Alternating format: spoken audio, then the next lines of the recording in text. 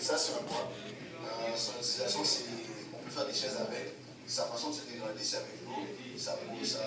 Sa propriété, c'est la dilatation thermique. La façon les techniques pour éviter la dégradation, c'est d'enlever tout le bois dégradé jusqu'au boiselet et de nettoyer à sec. Alors ça, c'est de la céramique. Une propriété de la céramique, c'est qu'il y a de la dureté. La dégradation, il y a certaines bases d'acier qui peuvent dégrader la céramique. Pour le protéger, en fait, on peut... Il n'y a pas beaucoup de moyens, il faut éviter les chocs électriques, éviter les bases d'acier. Son utilisation, on peut faire des planchers de cuisine, des salles de bain, et tout à faire. Alors ça, c'est un métaux. En fait, c'est un ustensile. Les propriétés des métaux, c'est un conducteur électrique. C'est une installation, c'est en plus un ustensile. Les causes de dégradation, d'habitude, c'est l'oxydation. L'oxydation, c'est quand il y a la corrosion. Et les moyens pour protéger, on fait des revêtements et des traitements de surface. Ça, c'est un autojet, une casserole. C'est un objet fait d'alliage. Sa propriété, c'est la ductilité. L'utilisation, c'est pour faire des poêles à chaudron. Les causes de dégradation, c'est la même que les métaux sur l'oxydation. Et les moyens pour protéger, c'est les mêmes aussi que les métaux. Alors, c'est le revêtement et le traitement de surface.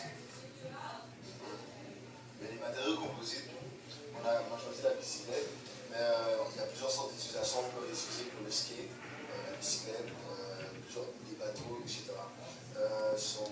Une de leurs propriétés, c'est la durabilité.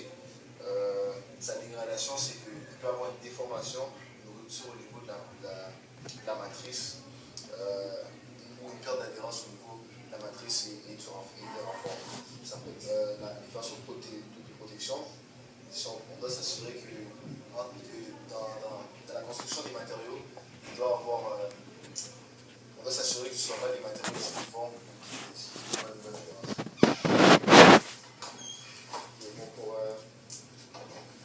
Pour l'utilisation, justement, on a la bicyclette, le cadre de bicyclette, c'est justement ici,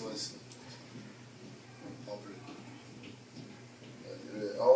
Les matériaux composites utilisés dans ce cadre de bicyclette, c'est les renforts. Thermoplastique. C'est le polycarbonate qu'on a pris. Ça, c'est un corps transparent. L'utilisation, c'est pour faire des CD. Et sa propriété, c'est une grande transparence. Le deuxième, c'est du polyester.